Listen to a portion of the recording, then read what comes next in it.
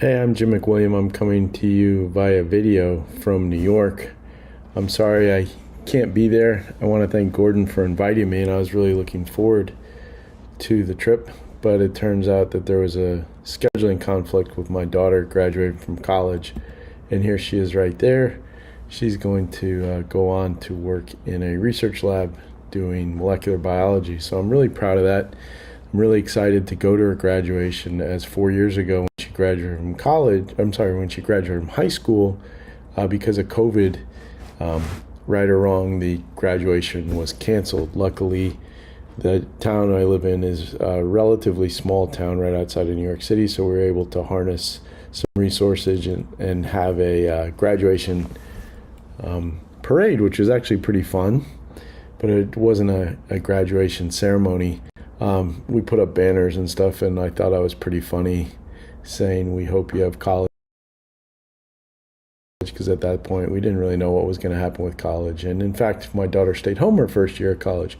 So we're really looking forward to college graduation and getting ready to go. And we found out that her college actually canceled its graduation ceremony because of whatever's going on the campus there in LA. But we're still going to go, and I think I'm going to spend a lot of time in her house playing, probably playing Super Mario Brothers and watching Netflix. But we'll have a great time, and I'm sorry I can't be there. Regardless of the political situation here in the United States, we're here to talk about the Mid-substance SpeedBridge, or what we also originally called the internal brace for mid-substance Achilles ruptures, and we published on this in 2016, and we had pretty good results with an average time to return to activity of about 18 weeks, excellent scores, and really decrease in atrophy than what one would expect with most Achilles tendon repairs. Since then, especially in the past few years, the procedure has really taken off and has been seen to be key to returning patients to activity faster. And you have Cam Akers, and you have Axel Witsel, who's a Belgian soccer player who returned to the playoffs like 4 or 5 months after his Achilles repair. And then you have Artur Dalaloyan, who's a Russian Olympic gymnast who helped his team win the team gold in the Olympics 3 months after his Achilles tendon repair in the last Olympics.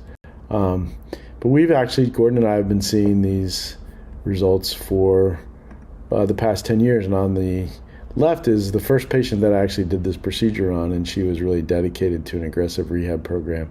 And this is what she was doing about 4 months after surgery. And then the patient on the right is Gordon's patient, Jacko, who went on to win the silver, I think, in the Olympics for the British bobsledding team about 4 or 5 months after his Achilles tendon repair. So we have been seeing this since we embarked upon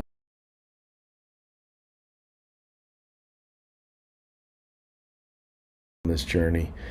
Since then, I have about 200 patients. What is interesting is that I've slowed down their rehab just a little bit, so that instead of about 18 weeks, their return to desired level of activity is about 22 weeks. So from about 4 months to about 5 to 6 months, I just saw that if I was too aggressive, patients would get lengthening and would have some weakness. So I've slowed them down a little bit. And here still, despite this, and certainly I haven't published on that, but you see the continued enthusiasm for the SpeedBridge. And this is 3 weeks post-op with Aaron Rodgers. A nice mustache there, I guess. But this really made me nervous, and it makes me think that being so aggressive, he's walking in a boot without any support of his heel, he's going to not have a great outcome. I'm afraid he's going to have a suboptimal outcome. Maybe he'll do really well because he's not vaccinated or whatever, but I think this is really going to compromise his outcome. And I think it's really important that we tell patients that this isn't a magical repair that's going to decrease your need or obviate your need for protection. And certainly he's rehabbing enough, but this thing needs to be protected, because we see that weakness does occur after Achilles tendon repair, and that weakness is associated with lengthening of the musculotendinous unit, which occurs during the first 4 months after repair. A number of studies have shown this via really kind of elegant radiographic studies. And this lengthening occurs because of a number of reasons: failure at the knot, failure through tissue, and then there's mechanical changes in the post-injury tendon that likely lead to stretch even beyond the edges of the repair. Hopefully we've taken care of failure through the knot, because as you recall, the mid-substance SpeedBridge is a knotless repair. And additionally, the suture construct is stronger and is going to displace less than a traditional crack cow repair. So we've taken care of some of the lengthening, but not all of the lengthening, particularly with the initial cyclic displacement. And Clanton showed that the initial cyclic displacement does occur regardless of whether it's open, Achilles, pars, or mid-substance SpeedBridge.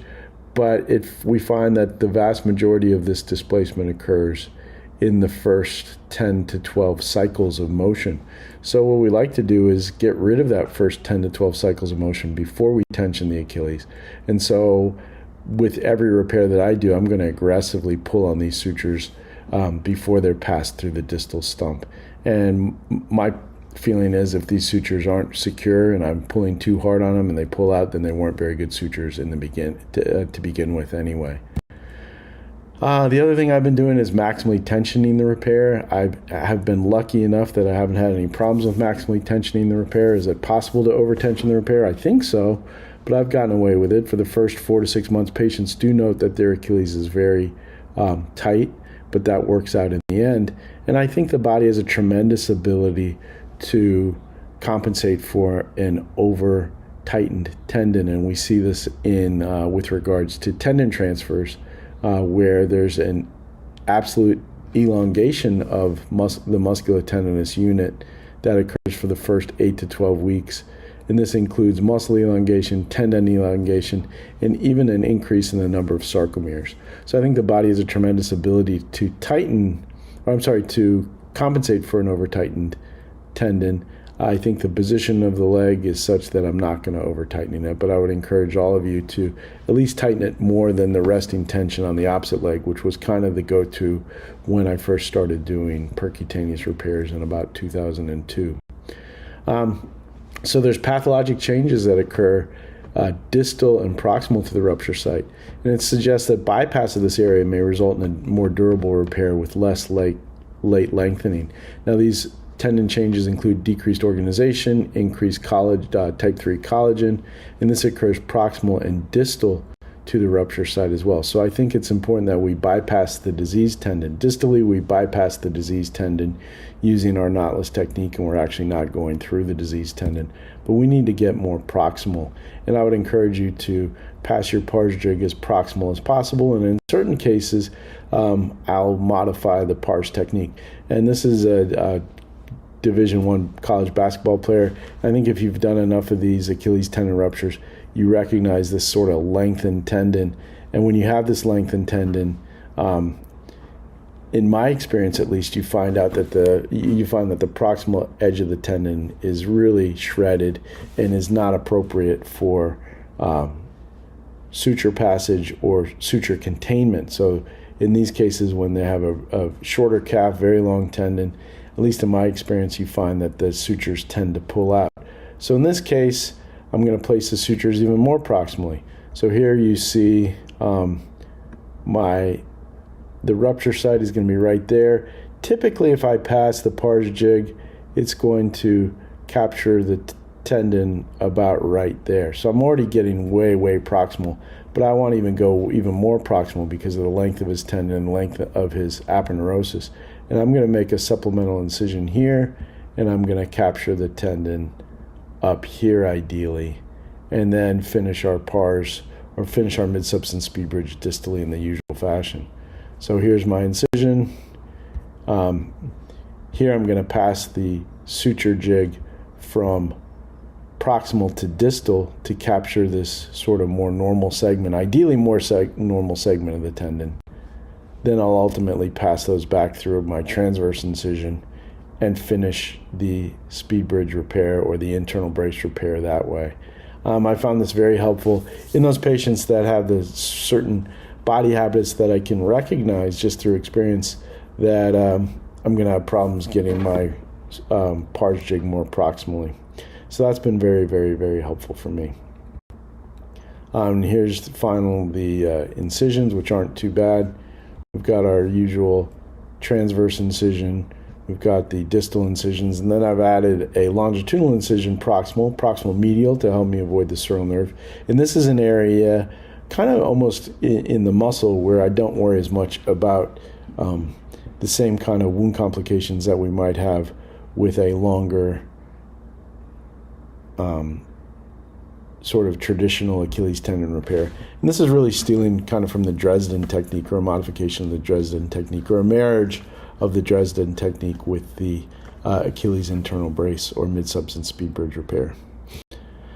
Another thing that I've been doing is adding a continuous loop to the suture. And I don't know if I can get this thing. Here we go. All right, so I'm passing the pars jig proximally, but instead of in the first suture, instead of just being a simple suture, I'm passing two fiber links, one with the loop medial and one with the loop lateral, then passing their normal sutures like I normally do with the lock suture, one or two lock sutures. Now I'm going to pass a lock suture through the distal stump, so normally we don't capture the distal stump, but here I've captured the distal stump with a lock suture using the pars jig, and I'm going to pass those limbs from the distal lock suture through the loops of the fiber link that I passed proximally. Now I'm going to pull them through, and you're going to see this is going to allow me to pre-tension my repair, and that's sort of the diagrammatic representation of what I've done. And then I'm going to fix it into the heel with interference screws. So now we've got a continuous locked loop suture that goes through the distal stump and goes as a double loop through the proximal stump with our normal pars sutures. So not only does that allow us to capture the distal stump to address the concerns of naysayers who say the distal stump is not captured, but it also allows us to pass additional loops through the proximal stump, take some tension off the proximal stump by sharing it with the distal stump.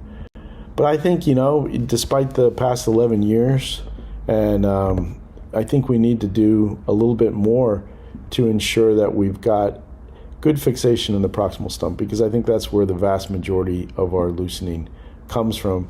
And loosening is going to lead to an elongated musculotendinous unit, and it's going to lead to decreased strength and decreased performance. So once again, thank you, Gordon, for having me. I hope you guys are enjoying your meeting, and I wish I was there, but I'm going to go now and play some Nintendo with my daughter. Thank you. Bye.